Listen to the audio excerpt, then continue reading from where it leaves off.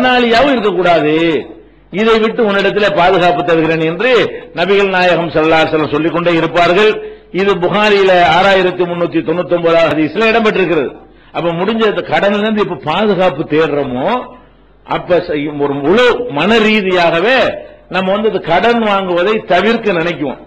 நம்முடைய பலவீனம் என்ன இருக்கு? உங்கள்ட்ட காசு வச்சு ஒரு பொருளை வாங்க நினைக்கிறேன்னு வைங்களேன், தேவை இருந்தா தான் வாங்குவீங்க.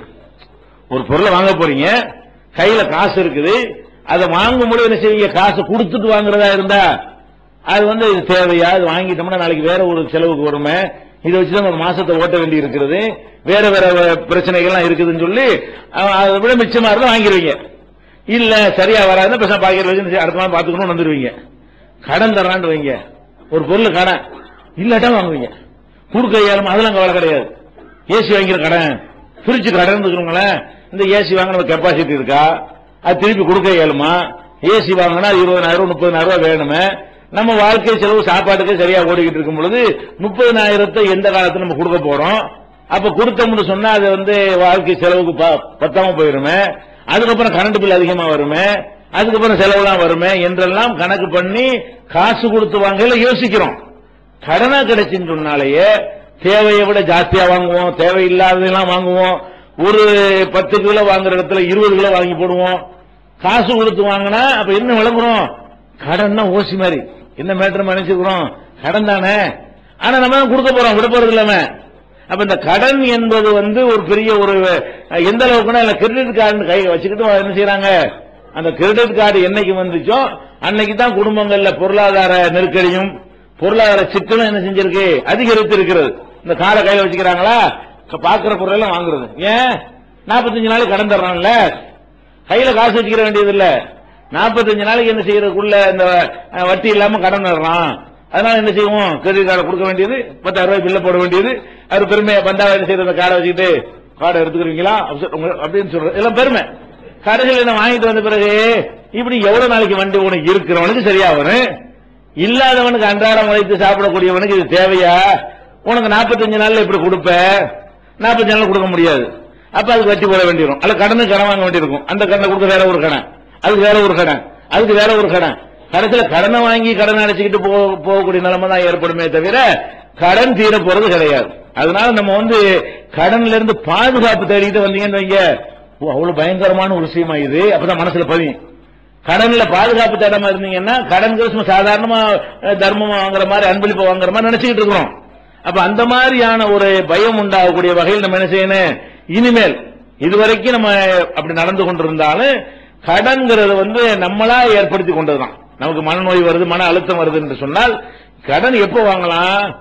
ஒரு மருத்துவ உதவி, ஒரு சீரியஸான ஒரு ஆள் இருக்கிறாரு, அவருக்கு மருத்துவ செலவு பண்ணணும், கையில நம்மகிட்ட வருமானம் இல்ல, அந்த நேரத்தில் கடன் தான் என்ன செஞ்சாவன வாங்கி ஆகணும். அது ஓகே, அது நியாயமான கடன். அல்ல சாப்பிட்டு 5 நாளாச்சு, ஒரு வேலையும் கிடைக்க மாட்டேங்குது, அப்ப சாப்பிடாட்டி செத்து போயிருவோம், படுத்து கிடந்துருவோம், பலவிதமான பாதிப்பு ஏற்படும்.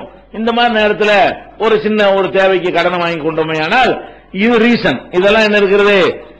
ஒரு நியாயமான ஒரு காரணத்துக்காக நம்ம வாங்குறோம் என்ற வாழ்ந்தாவணுங்கிற ஒரு நெருக்கடிக்காக வேண்டி, உயிர் காப்பாற்றணும் என்ற ஒரு நெருக்கடிக்காக வேண்டி பணத்தை கணக்கு பண்ண முடியாது. அப்ப இல்லாட்டால் நம்ம கொடுத்து பின்னாடி என்ன செய்வோம்? சில செலவுகளை குறைச்சாவது, சில வருமானத்தை அதிகரித்தாவது கடனை கொடுத்துருவோம்னா இது ஏற்கத்தக்க ஒரு கடன். நம்ம அதுக்காக கடன் வாங்குறோம்.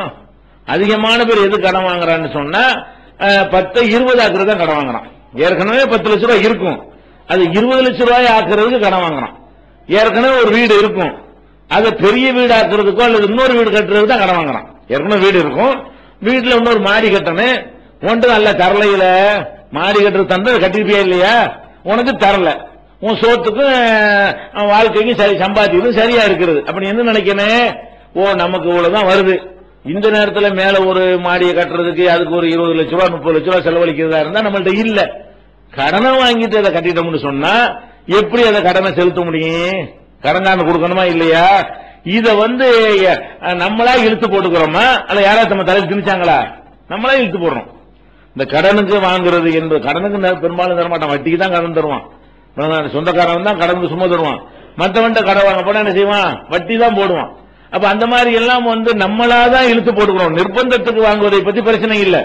ஆனால் கடன்கிறத முடிஞ்ச அளவுக்கு நம்ம தவிர்க்கணும். ஷஹீதுக்கு கூட கடன் மன்னிக்கப்படாதுங்கிறாங்க ரசூல் ஸல்லல்லாஹு அலைஹி வஸல்லம். யுக்ஃபர் லி ஷஹீதி குல்லு தம்பின் இல்ல தைன். அல்லாஹ்வுடைய பாதையில உயிர் தியாகம் செஞ்சுட்டு போனா கூட கடன்காரன் குரலை பிடிப்பான். அப்ப உன்னுடைய அமல்லாம் பறிச்சு கொடுக்கப்பட்டுரும், கவனமா இருந்துக்க எச்சரிக்கிறாங்களே. அப்ப நம்ம மன ரீதியாக நம்ம இன்னைக்கு மாறிக்கொள்ள வேண்டும்.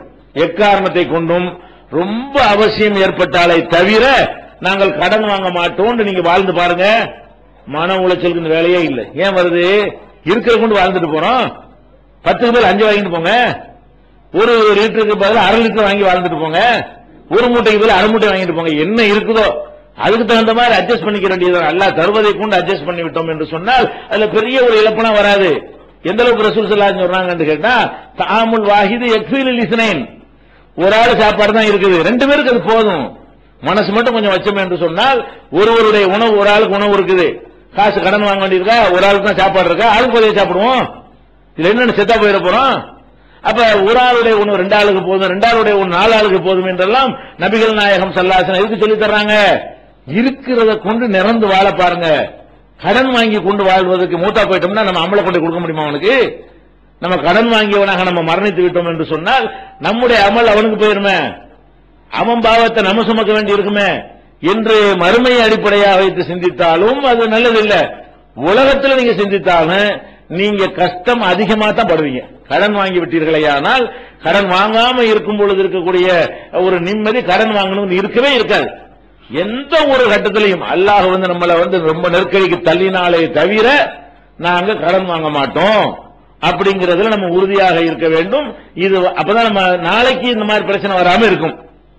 அதே நேரத்தில் கடன் வாங்கிட்டோம் என்று சொன்னால் அதுக்கான அழட்டிக்கிற வேண்டியது கிடையாது. நபிகள் நாயகம் ஸல்லல்லாஹு அலைஹி வஸல்லம் அவங்களும் கடன் வாங்கியிருக்கிறாங்க. எதுக்கு வாங்கியிருக்கிறாங்கன்னு கேட்டா, ஒரு வீட்டை 2 வீட்டாக்குறதுக்கு வாங்கல. எதுக்கு வாங்கியிருக்கிறாங்க? அவங்களுடைய கடைசி காலம், கடைசி நேரத்தில் வீட்டில் சாப்பாடு ஒண்ணுமே இல்ல. அரசாங்கத்தில் கஜானாவில் எவ்வளவு இருக்கிறது, கேட்கிற ஆளுக்கும் அள்ளி அள்ளி கொடுக்குறாங்க, அது அவங்க எடுக்க மாட்டாங்க.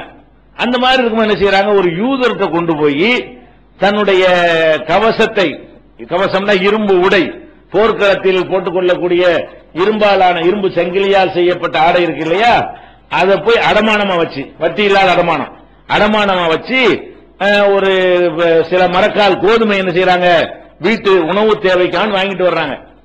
அதை மீட்காமலே மூத்தா போயிட்டாங்க. கடைசி நேரத்தில் வாங்கினதுனால அது மீட்கல. ஆனா அதை கூட எப்படி வாங்குறாங்கன்னு பாருங்க. சும்மா போய் கடனா வாங்கிட்டோம்னு சொன்னா அதை கொடுக்காம மூத்தா போயிருவோம். அதுக்கு செக்யூரிட்டி ஒரு அடமானத்தை வச்சுட்டோம் வைங்க, கொடுக்க முடியாது, அதை நீங்க எடுத்து போட வேண்டியான. அடமானமாக வைத்து கடன் வாங்குவதாக இருந்தால் நம்மள்கிட்ட கடனுக்கு காசு இல்லையே தவிர வேற ஒரு பொருள் இருக்கிறது. அந்த பொருள் நம்மள்கிட்ட இருக்கக்கூடிய நேரத்தில் கடன் கொடுக்க முடியாட்டாலும் அந்த பொருளை வித்துட்டு எடுத்துட்டு தாரம் கேட்க வேண்டியதானே. அப்ப நபிகள் நாயகம் ஸல்லல்லாஹு அலைஹி வஸல்லம் சொன்னாங்க, சும்மா கேட்டா யகூதி கொடுக்க மாட்டாரா? ஒரு சக்கரவர்த்தி ஜனாதிபதி கொடுக்க மாட்டாரா? இப்ப நபிகள் நாயகம் ஸல்லல்லாஹு அலைஹி வஸல்லத்துக்கு சும்மாவே கடன் கிடைக்கும். யார்ட்ட வேண்டாலும் அவங்க என்ன மாதிரி கடன் தேவைக்கு வாங்குறாங்க. இது பசி, வீட்டுல சாப்பாடு இல்ல, இனிமேல் பொறுக்க முடியாத அளவுக்கு ஒரு அவசிய தேவை வருகிறது, ஒரு அவசரத்துக்கு என்ன செய்யலாம்ங்கிறதுக்காக வேண்டி அவங்க ஒரு யூதர்கிட்ட போய் கடன் வாங்குகிறார்கள். அந்த கடன் என்ன செய்யறாங்க, அதை மீட்டாமலேயே மரணித்து விடுகிறார்கள் என்பதை பார்க்கிறோம். அப்ப இந்த 2 வழிகாட்டுதல்கள் இருக்குது. ஒன்னு, ரொம்ப நெருக்கடியான கட்டத்திற்கு கடன் வாங்குற நிலைக்கு நம்ம வந்தால் நம்ம அது அழுத்திக்கிற தேவை கிடையாது. அல்லாஹ்வுடைய ரசூலை வாங்கியிருக்கிறாங்க, நெருக்கடியான கட்டத்தில் வாங்கியிருக்கிறார்கள் என்னும்போது என்ன செய்யல, நம்ம அழுத்திக்கிற வேண்டியது இல்லை. ஆனால் ரசூல் ஸல்லல்லாஹு அலைஹி வஸல்லம் எப்போ வாங்குறாங்க அந்த கடனை, கடனுக்கு சம்பாதிச்சு கொடுக்க முடியாட்டாலும் அந்த இரும்பு கவசம் இருக்குல்ல, அதுக்கு பெருமதியா தான் கொடுப்பான். ஒரு பொருளை கடன் கேட்கறீங்கன்னா 10 ரூபா சாமான கொண்டு கொடுத்து 100 ரூபா சாமான் தருவானா?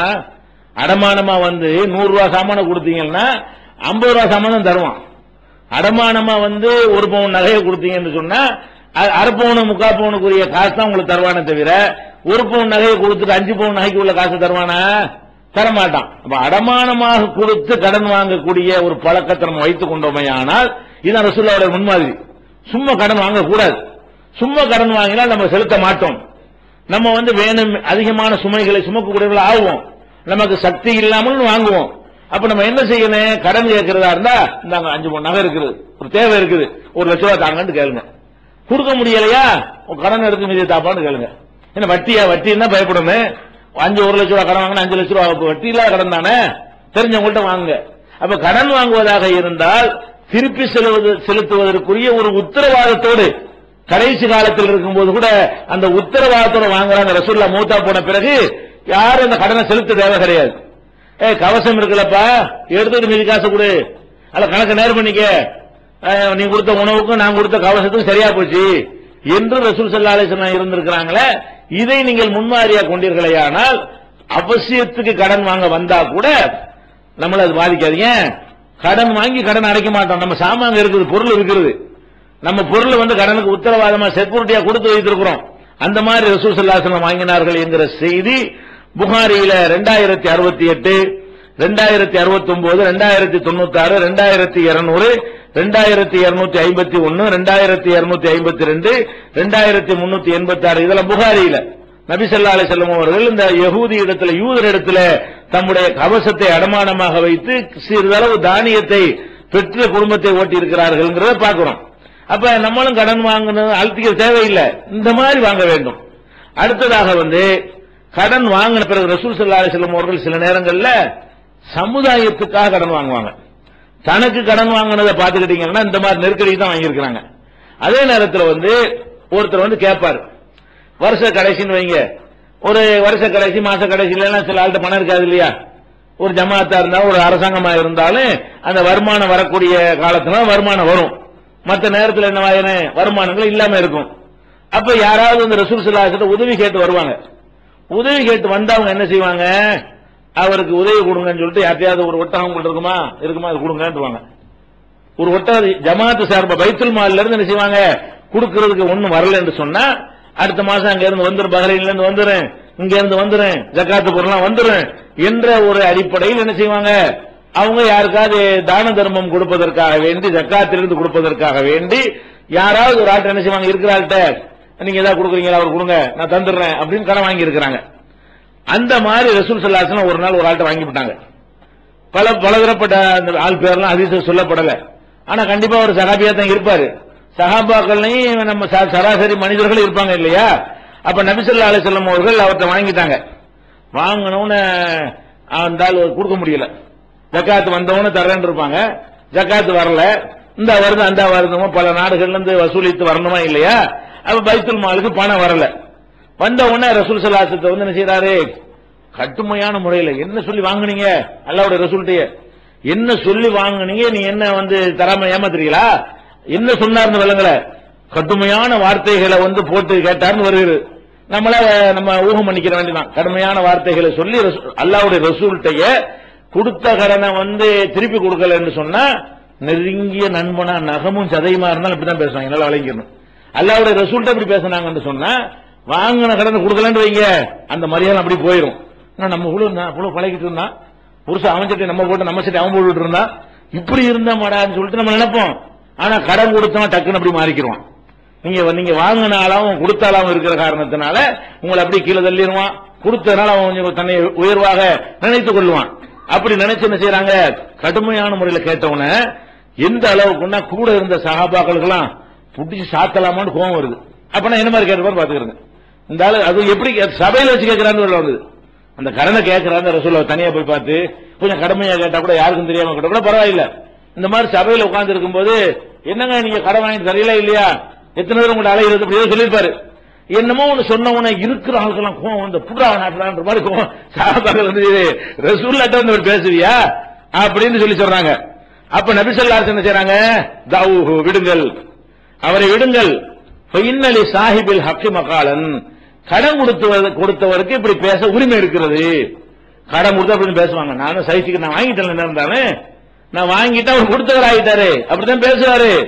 அப்ப நம்ம கடங்கான ஒளிகிறமே அதெல்லாம் மனக்குழப்பம் வருது. ரெண்டு திட்டினா திட்டு போறான்னு குழப்பம் வருது. நீ கடன் வாங்கிட்டிய மூஞ்சில முடிஞ்சா கேட்பான், கேட்டு போறான் அவங்க வாங்கிட்டு